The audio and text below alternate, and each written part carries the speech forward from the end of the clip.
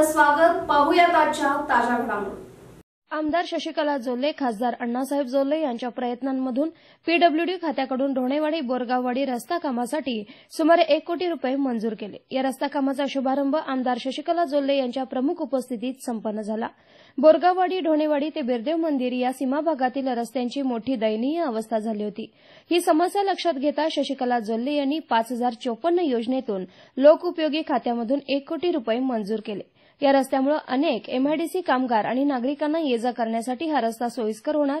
या रस्ता कामाच्या शुभारंभ प्रसंगी प्रथम पूजन ग्रामपंचायत सदस्य सुरेखा पाटील, स्नेहा घाटगे, सरोजिनी कांबळे, बाळासाहेब सूर्यवंशी, सुवर्णा टाकमारे यांच्या हस्ते झाल्यानंतर श्रीफळ चिमासो नाडगे, जनार्दन घाटगे, रावसाहेब चव्हाण, अरविंद पाटील, संजय सौंदलगे, संतोष संकपळ, देवाप्पा देवकते यांच्या हस्ते वाढवण्यात आले. या प्रसंगी बोलताना आमदार शशिकला जोल्ले म्हणाल्या की गेल्या 10 वर्षात निपाणी मतदारसंघात अनेक विकास कामं राबवली आहेत. ढोणेवाडीतही विकास कामं भरपूर आहेत. भाजप काळातीलच विविध विकास कामे मंजूर होत असून सध्याच्या सरकारकडे विकास कामांसाठी निधी नाही.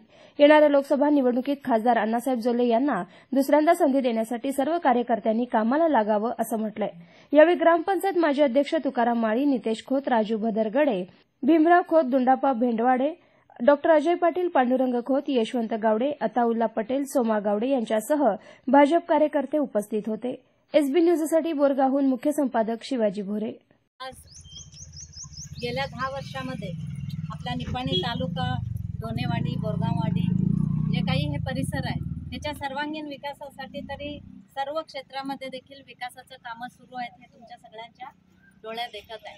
आज देखील आपल्याला हे रस्ता पाहिजे होता. तर कारलगाव, ढोणेवाडी, रेंदाळ, बोरगाववाडी, कसनाळ, मानकापूर बॉर्डर टच होणारा हा रस्ता आज 1 कोटी रुपये अनुदान ह्याच्यासाठी आपण मंजूर करून आणलेलं आहे. आणि पीडब्ल्यूडीच्या 5054 ह्या हेडमध्ये हे अनुदान मंजूर करून आणलेलं आहे. आणि याच्यामध्ये टोटल 800 मीटर लांबीचा रस्ता पहिल्या टप्प्यामध्ये होणार. नंतर आणि पुढचं काय राहिलं तरी आपण करून देऊया. 800 मीटर लांबीचा रस्ता होणार आहे. त्या 800 मीटरमध्ये 200 मीटर सीसी गटर देखील एका साईडला आपण गाठलेला आहे. आणि 5.50 मीटर हे रुंदी होणार आहे. रस्ता रुंद देखील होऊन आणि हे सुसज्जित असं व्यवस्थितपणे होणार आहे. ह्या रस्त्याकरिता 1 कोटी रुपये आपण मंजूर करून आणलेला आहे.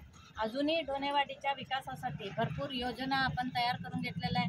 पूर्वी पाण्याचं व्यवस्था काय होतं तुम्हाला सगळ्यांना माहीत आहे. त्याच पद्धतीनं ह्या भागामध्ये रस्ता कसं होतं ते पण आपल्याला माहीत आहे. परंतु हे सगळं सुधारणा करत असताना आज उद्या नाही परवा आपल्या लोकसभाच्या निवडणुका देखील अनाऊन्स होतील. आणि त्या लोकसभेच्या निवडणुकीला देखील आपण सर्वांनी मला कसं निवडून आणला तिसऱ्यांदा तसं सगळ्यांना देखील आपल्याला आपण सगळ्यांनी आपल्या परत एकदा तिसऱ्यांदा मोदीजीच प्रधानमंत्री व्हायला पाहिजे हे लक्षात ठेवून आपण इथं देखील सगळ्यांना आता तरी खासदार अण्णासाहेब जोल्ले जे आहेत आणि त्यांच्या माध्यमातून देखील भरपूर कामं ह्या भागामध्ये झालेलं आहेत. कारण गॅस केलो आम्ही. ते गॅस वितरण कुणामुळं झालं की अण्णासाहेब जोल्लेजींच्यामुळं झालं, अण्णांच्यामुळं झालं. आयुष्मान कार्ड कुणाला तरी गरीब लोकांना काहीतरी मोठा आजार आला आणि ऑपरेशन लागलं तर 5 लाखापर्यंत त्या गरीब व्यक्तीला 5 लाखापर्यंत दवाखान्याचा खर्च मोफतमध्ये होण्याचा प्रयत्न मोदीजींनी केला. आणि आपल्या मतदारसंघामध्ये आयुष्मान भारत कार्ड देखील अण्णाजींच्या माध्यमातून आपण इथपर्यंत आणून दिलं. प्रधानमंत्री ग्राम सडक योजना हे देखील अण्णांच्या माध्यमातून आपल्या या मतदारसंघामध्ये आपण आणून घेतलेलं आहे.